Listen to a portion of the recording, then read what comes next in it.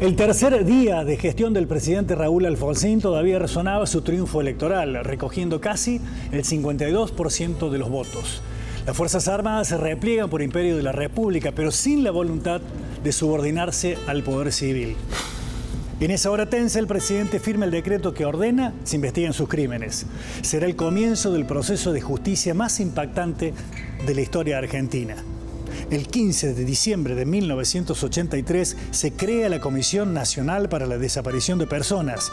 Se la conocerá en adelante como CONADEP. A lo largo de 530 horas de audiencias se escucha a 840 testigos, con los principales dictadores sentados en la banca de los acusados. Hubo sentencia en 709 casos. Como sucederá más tarde, resultan absueltos buena parte de los represores. El 9 de diciembre de 1985, Videla, Macera y Agosti, los primeros represores, reciben prisión perpetua. En todo el país, el clamor se vuelve grito colectivo. Nunca más. Señores jueces, quiero renunciar expresamente a toda pretensión de originalidad para cerrar esta requisitoria. Quiero utilizar una frase que no me pertenece, porque pertenece ya a todo el pueblo argentino. Señores jueces, nunca más. Silencio en la sala. Silencio. Personal policial, desaloje la sala. A la salida de la dictadura, un 25% de la población estaba en emergencia alimentaria. El ajuste producido por la dictadura desde 1976 había castigado duramente a los sectores populares. En marzo de 1984, Alfonsín crea el Programa Alimentario Nacional, PAN, que entregará 1.300.000 cajas con alimentos por mes. Lo reciben más de 5 millones de personas. En enero de ese mismo año, el gobernador de Córdoba, Eduardo Angelós, crea el PAICOR, destinado a alumnos y familias carenciadas. Destinado a desaparecer por los resultados de la economía en democracia, el programa sigue vigente 40 años después. En mayo de 1986, el presidente Alfonsín visita el tercer cuerpo de ejército en Córdoba.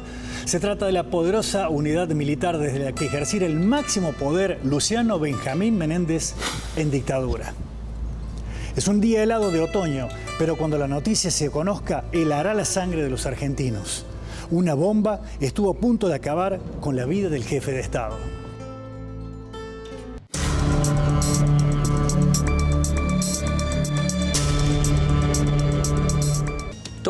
Todo fue gracias a dos agentes policiales que hacía muchas horas que estaban de guardia a los costados del camino de ingreso y tenían ganas de orinar.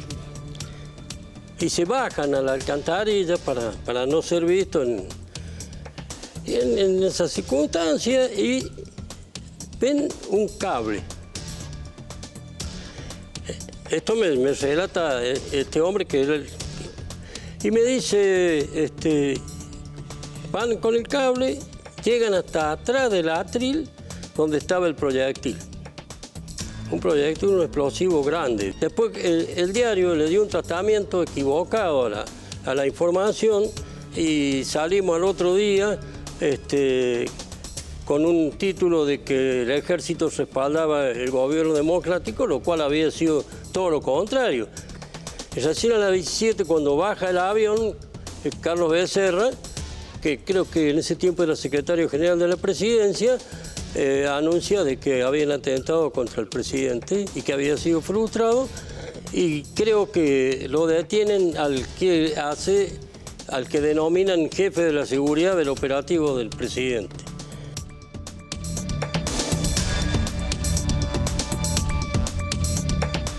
En Pascua de 1987, un grupo de militares se levanta contra el poder democrático por los juicios y los casos penales en desarrollo. Las Fuerzas Armadas resisten el poder civil, tienen las armas y la estructura territorial. Su líder es Aldo Rico, comando, excombatiente de Malvinas. Otra vez es protagonista el tercer cuerpo de ejército. Citado por la justicia, el capitán Barreiro se refugia entre sus camaradas. La joven democracia cruje por primera vez.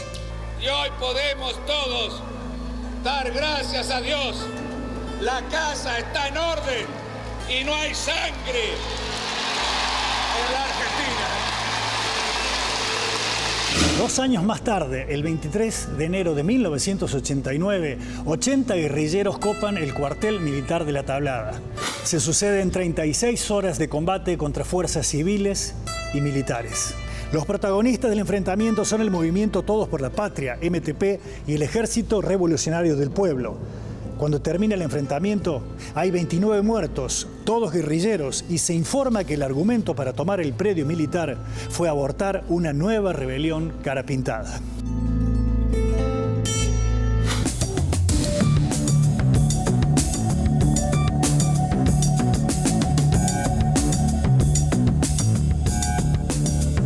Fue un episodio muy traumático. Nosotros sabíamos que en algún momento se podía producir algún escenario de conflicto de esta naturaleza.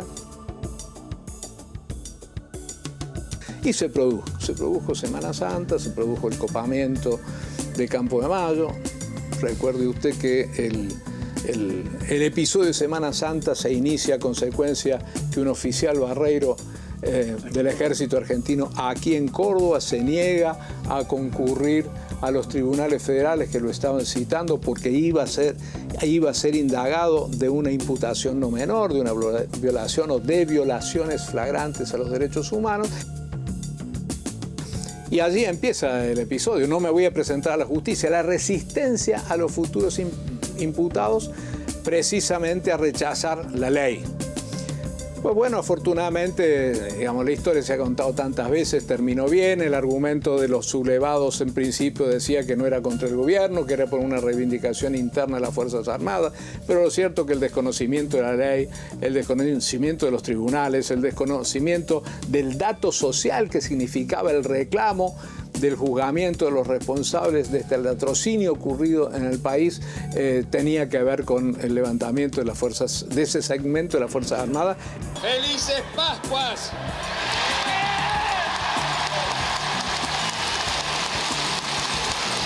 Y hoy podemos todos dar gracias a Dios.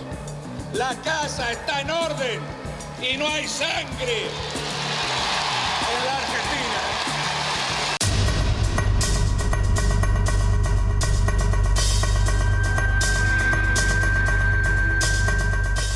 La información que tenía el gobierno en aquel momento decía que pese a que se reunían algunos grupos intelectuales o activos para discutir cosas que tenían que ver con un enfrentamiento fuerte con el gobierno, no tenían capacidad operativa militar. Hasta que ocurrió. Ocurrió este formidable operativo que organizó Gorriarán Merlo en el asalto al regimiento de La Tablada con una desgraciada muerte, un asesinato horrible al primer oficial que allí se opuso a la entrada de estos terroristas. Y finalmente lo que buscaban, pese a que en sus comunicados decían de que había una información sobre un golpe militar y ellos venían a defender a la democracia del golpe militar, lo cierto es que también quisieron irrumpir el orden institucional, el orden constitucional y causarle un daño al gobierno de Alfonsín.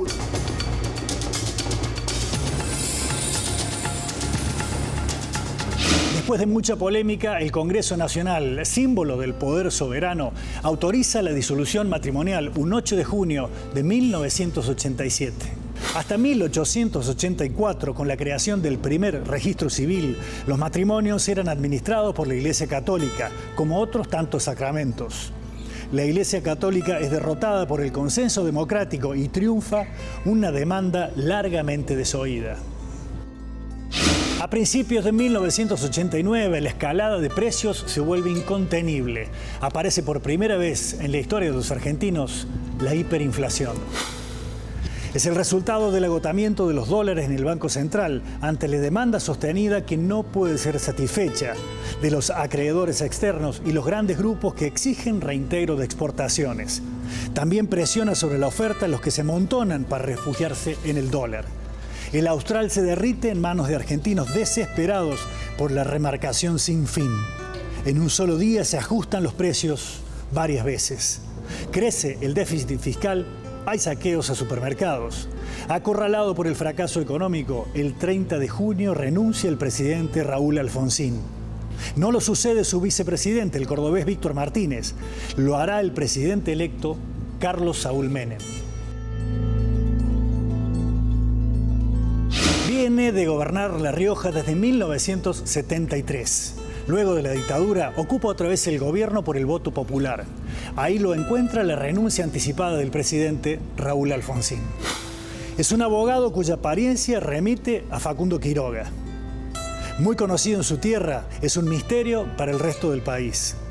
Su gestión estará signada por la subasta de empresas públicas, despido masivo de trabajadores, derrumbe de la industria nacional y una nueva cultura que saluda el individualismo y la frivolidad. Pero también es el presidente que consigue domar la inflación. Es la obra del cordobés Domingo Cavallo y su plan de convertibilidad.